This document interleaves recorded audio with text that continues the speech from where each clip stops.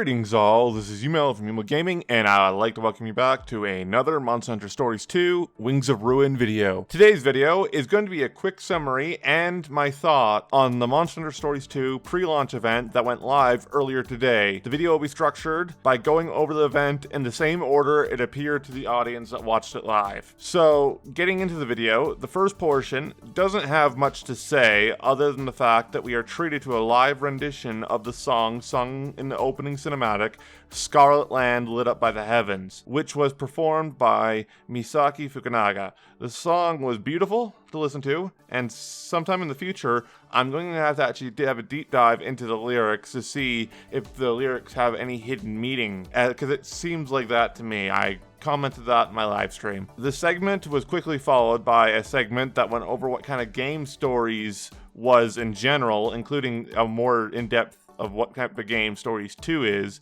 Essentially, it was just a general overview, and if we were watching this video, then I figure you already know pretty much everything in here. There wasn't anything to point out other than the fact that the segment and clips quickly show a picture of the Monster list, which features a Khezu in it, which is confirmation of Khezu returning in Stories 2, and that Nerscylla is returning as well, as there's a small clip of Nerscylla climbing up some vines.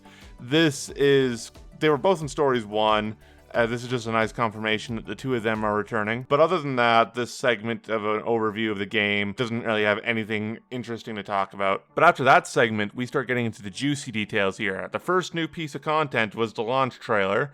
Now, this trailer is just mostly a mashup of various scenes from other trailers we have seen, but there are a few things of note I just wanted to acknowledge. First, there is a quick scene that lasts only a couple of seconds that teases Naviru actually being serious, which if you played the first game, you know is a big deal. And this is more personal than it is like big news, but this is validation to me specifically because I didn't want to touch on Naviru's backstory in my Monster Hunter Stories 2 Common Misconceptions video because I figured that it was probably going to come up at some point during this game, and I didn't want to spoil those who haven't played Stories 1, and this kind of confirms to me that yes, I do not want to spoil it. So I did the right thing there. But the main talking point of the trailer is the scene in which they do quick flybys of all the new monsters that are going to be in the base game. And in this sequence of events, we get our first confirmation of some new monsties.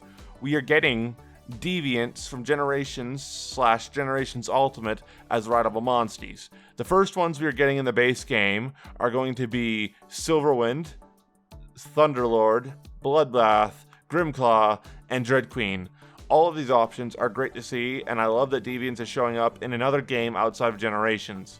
They also slipped in a confirmation of Rajang in this clip as well. They capped off the trailer with a roadmap of title updates from launch all the way into October, and oh boy, there's a lot to talk about. So the first title update was known to us being the addition of a Palamute as a Monstie and will be available to us on the 15th of July. The next update beyond that, however, is coming as early as the 5th of August and will contain a co-op boss monster of Call of Taroth.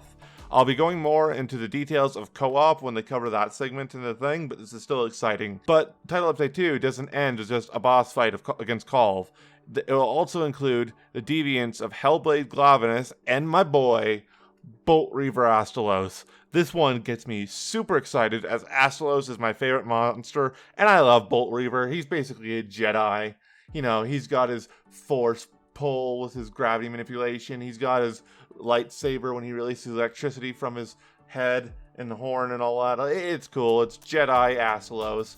I love Bolt Reaver. I'm so glad I'm going to be getting him as early as August 5th. Title Update 3 will be following a month later in September, rounding off the Deviants list of the Fated Four with Soulseer Mizitsune and Elderfrost Gammoth, but also will include Hiroshi Kirin, as he will be making a return as well. Later that month will be Title Update 4, including the last confirmed Deviant, Dread King Rathalos, and the rare species Molten Tigrex. Not to mention, we'll be getting another multiplayer hunt of Call of Taroth, but this time on a high difficulty setting, which is important to note because it makes me think that other co-op fights will also have, that our bosses will also have high difficulty settings, which is just fun for the end game and co-op in general, right? Especially since I was going to touch on this later, but co-op can also be done in single player, where you get a battle buddy instead. Now, the last confirmed title update, number 5, will feature the return of the Metal Wraths, in other words, Silver Rathalos, Gold Rathian, and another co-op exclusive boss monster on a high difficulty setting, just like Call of Darath. But the monster is completely unknown to us at this time, so this is intriguing in and of itself. That being said, if we freeze on this frame of the shot in which they kind of tease it, we can see what happens to appear to be the shadow of a traditional Elder Dragon frame with a long wingspan and a fairly long tail. Now, this could be a completely new monster that they just don't want to reveal yet. It could also be something significant like Fatalis, as it's known to have long wingspans, have a long tail, and is a traditional dragon-like frame. So either way, it's significant in speculation. We can't really tell just from this shadow. It could go either way, but, you know, we can't rule out Fatalis here just because of the appearance. We could say maybe Alatrion, but I think Fatalis fits the frame better. Now, after going through the title updates, the next segment of the event was also a juicy one, which was a small segment of co-op gameplay as they fleshed out the details regarding it to us. Now, co-op is new to Stories 2, and it will be executed from quest boards in the villages, and after you go to the quest board, you will select the multiplayer option, and you can choose to either host or join a co-op quest, and these quests can be done in both local multiplayer with a nearby switch, or online over anywhere in the world, which is nice that they are allowing both options here. Now, the host of the hunt will be required to consume something called an expedition ticket, which seems to have 3 rarities, and if we look at what they have on the video itself, it seems that the rarities are going to be divided into bronze, silver, and gold, judging by the icon's color, and these 2 tickets will determine what levels of monsters you'll fight, and also it seems to be the type of eggs that you can get from there as well. This being said, only the host needs to consume these tickets, so if you are in an organized group of 2, you can alternate tickets and get double the mileage out of it. So these co-op expeditions will take place in unique quest dens that have a silver appearance, which only appear in quests such as the Blue Menace in the demo. What sets these dens as unique is that they will often have multiple nests available in them, so you can go and grab multiple eggs in just this one den. The eggs received from these dens may also be rare eggs that you cannot find anywhere else, such as the Palamute egg from Title Update 1. The feature is most interesting to me is that the players are not forced to fight together when one player starts a fight with a monster in the den, as the other player can choose to join them or ignore it completely and just continue gathering supplies or even eggs from the nest.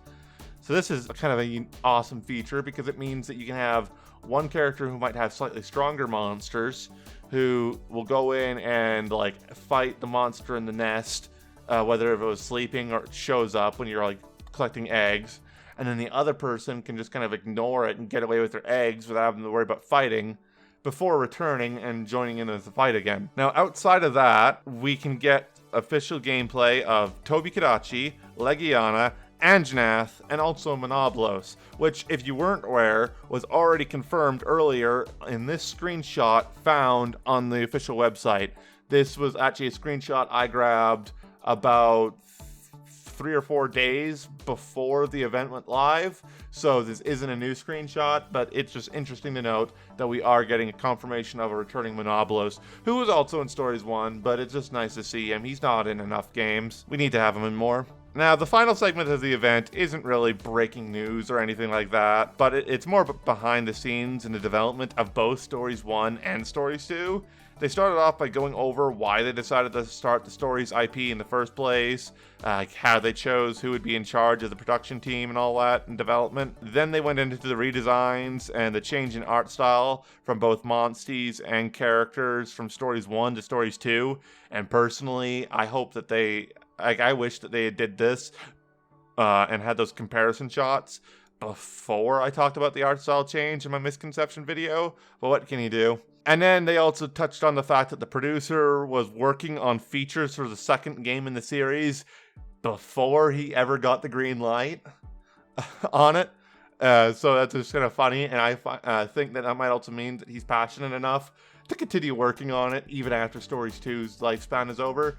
We might have him working on features for Story 3 even before they give the green light for it, so it's just something to note. If there was a significant portion of this, is that we get a confirmation that Stories 2 is set 4 years after Stories 1, and the reason for this is simply because it took them 4 years to develop the game, and so they just wanted to set the game 4 years after Stories 1, just as kind of like, it's about how much time the world has passed, so, you know, let's just make it that much time. So when it comes to the art style differences between the returning characters, especially like Lilia and Avinia, it's not just the art style change, which is drastically different.